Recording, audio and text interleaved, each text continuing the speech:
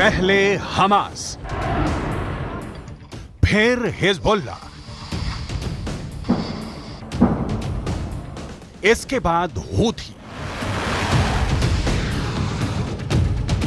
और अब इजरायल से भिड़ने के लिए लेबनान पहुंच चुकी है बेहद खतरनाक और एलीट फोर्स इमाम हुसैन ब्रिगेड।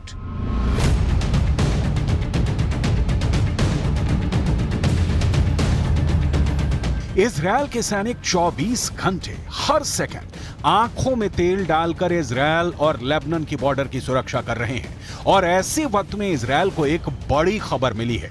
यह खबर नेतन्याहू के लिए मुसीबत पैदा करने वाली है। इमाम हुसैन ब्रिगेड को सीरिया से लेबनान में शिफ्ट किया जा चुका है और लेबनान के अंदर इस वक्त इमाम हुसैन ब्रिगेड को मौजूद बताया जा रहा है।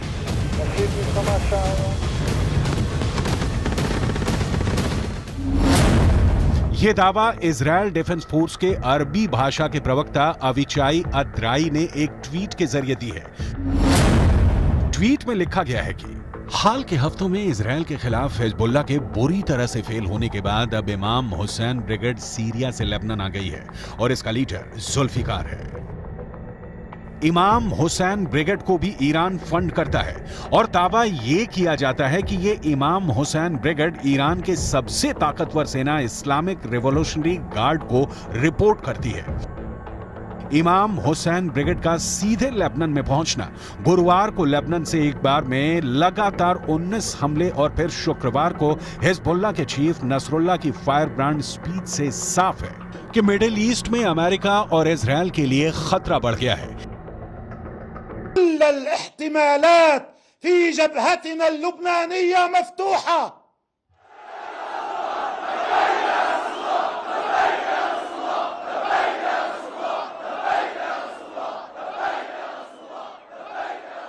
وأن كل الخيارات مطروحة ويمكن أن نذهب إليها في أي وقت من الأوقات. ईरान के राष्ट्रपति इब्राहिम रईसी पहले ही चेतावनी दे चुके हैं कि गाजा पट्टी को क्रॉस करके इजरायल ने रेड लाइन क्रॉस कर दी है। अगर गाजा पर ग्राउंड ऑपरेशन के दौरान हमास, फिलिस्तीन और हिजबुल्लाह ने एक साथ इजरायल पर हमला किया तो इनको रोकना इजरायल के लिए बहुत बड़ा चैलेंज बन जाएगा।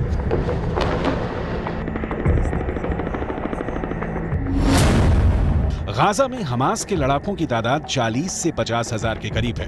उत्तर की तरफ लेबनान में मिलिशिया हिजबुल्लाह की तादाद 1 लाख से ज्यादा है।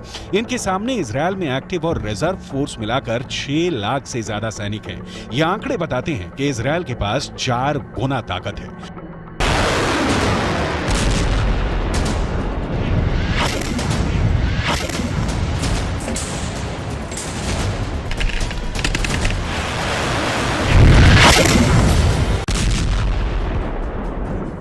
लेकिन हिजबुल्लाह के चीफ नसरुल्लाह से फिर भी अमेरिका घबराता है, क्योंकि नसरुल्लाह के पास अपने ओजस्वी भाषणों के जरिए बड़ा संगठन खड़ा करने की और सैनिकों में जोश भरने की अद्भुत क्षमता है।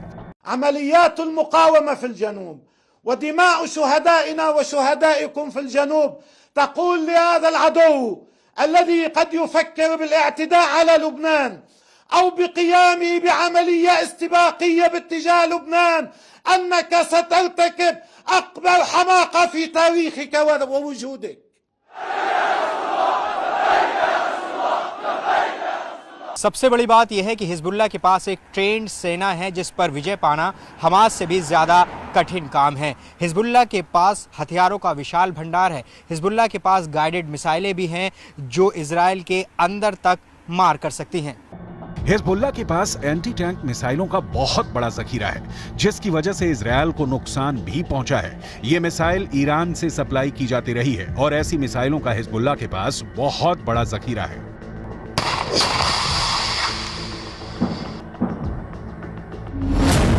हिजबुल्लाह ने 3 तरह की एंटी टैंक गाइडेड मिसाइल इस्तेमाल की।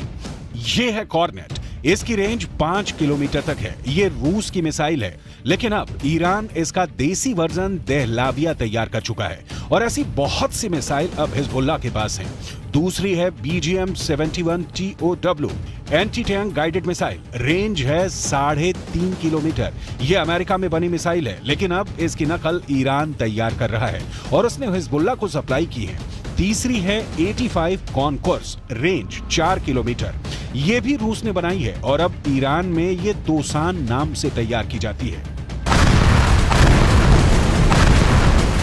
तीनों मिसाइल बहुत ही घातक है। 7 अक्टूबर के बाद हिजबुल्लाह सीधे जंग में नहीं कूदा था। इजरायल की तरफ से हिजबुल्लाह को चेतावनी लगातार दी जा रही थी, लेकिन नॉर्दर्न बॉर्डर पर जंग की शुरुआत इजरायल डिफेंस फोर्स की तरफ से की गई, क्योंकि छुटपुट शुरुआती गोलीबारी के बीच सबसे बड़ा और ताबड़तोड़ हमला इजरायल की तरफ से ही किया गया था।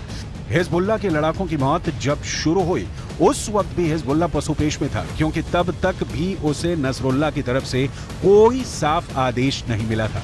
लेकिन जब गाजा के अंदर बैप्टिस्ट अस्पताल पर हमला हुआ और बड़ी संख्या में अस्पताल के अंदर लोगों की मौत हो गई, तब हिजबुल्लाह ने लड़ाई छेड़ दी। हालांकि ये फुल स्केल वॉर अभी भी नहीं है।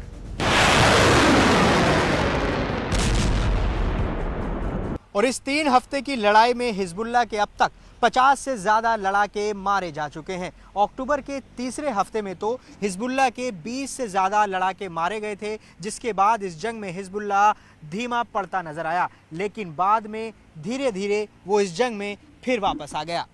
ईरान कभी अपनी जमीन पर युद्ध नहीं लड़ेगा, क्योंकि उसके रणनीतिकार बहुत होशियार हैं। ईरान की सरकार यमन, इराक और सीरिया को जमीन का इस्तेमाल करके अमेरिका और इजरायल के ठिकानों पर हमला कर रही है। इन देशों में अपनी जड़ें जमाने के लिए ईरान ने बरसों की मेहनत की है और अब वो उसका फायदा उठाना चाहते हैं। लेबनान एक ऐसा ही देश है जो जंग की चपेट में धीरे धीरे आता जा रहा है। लेबनान के अखबार नहार नेट ने यह रिपोर्ट किया है कि इजरायल ने ब्लीडा इलाके के पूर्वी बाहरी इलाके में फास्फोरस बम से हमला किया है, जिसकी वजह से वहां मौजूद आसपास के जंगलों में भारी आग लग गई थी। इन फास्फोरस बमों से लगी आग लंबे इलाके में फैले जंगलों तक फैल गई, जिससे भारी नुकसान हुआ। इजराइल की तरफ से लगातार ये कहा जा रहा है कि लेबनान हिजबुल्लाह के कंधों पर बंदूक रखकर जंग में कूदने का जोखिम ना उठाए, क्योंकि इस बार लेबनान बहुत बुरी तरह जंग की चपेट में आएगा और फिर ये कहकर पल्ला नहीं झाड़ सकता कि इस जंग में उसे हिजबुल्लाह ने घसीटा है। इजरायल के प्रधानमंत्री बेंजामिन नेतन्याहू पहले ही ये कह चुके हैं कि लेबनान को इस बार ऐसा जवाब दिया जाएगा कि वो दूसरी जंग लड़ने के काबिल ही नहीं बचेगा। שאתם עושים פה ומה ששמעתי עכשיו מהמפקדים שלכם זה דבר חשוב מאין כמוהו. אתם הורגים אנשי חיזבאללה שמנסים לתקוף את קו החזית שלנו. אני לא יודע עכשיו, כשאני נמצא איתכם, אני לא יכול להגיד לכם כרגע אם חיזבאללה יחליט להיכנס בצורה מלאה למלחמה. नेतन्याहू के अलावा इजरायल के रक्षा मंत्री योव गैलेंट पहले ही कह चुके हैं कि इस युद्ध में इजरायल का बदला ये तय करेगा कि अगले 75 साल तक इजरायल की जमीन पर रहेगा या नहीं। अभी तक हिजबुल्लाह के 50 से ज्यादा लड़ाकों के मारे जाने की खबरें आ चुकी हैं, लेकिन इसके बावजूद भी इजरायल के रक्षा मंत्री ने बयान ये दिया है कि अभी वो युद्ध को विस्तार नहीं देना चाहते। מנהלים מלחמה בחזית הדרומית כנגד חמאס. אנחנו מוכנים לכל התפתחות בצפון. חיזבאללה סופג נפגעים רבים. יחד עם זה אין לנו עניין להרחיב את המלחמה. אם נידרש לעניין הזה, נדע מה לעשות. הכוחות מוכנים בהגנה. नोट करने वाली बात यह है कि जब इजरायल नॉर्दर्न बॉर्डर पर युद्ध का विस्तार नहीं चाहता है, तब 45 से ज्यादा हिजबुल्लाह लड़ाके मारे जा चुके हैं। तो सवाल यह उठता है कि अगर इजरायल युद्ध का विस्तार कर देगा तो फिर हिजबुल्लाह की हालत क्या होगी।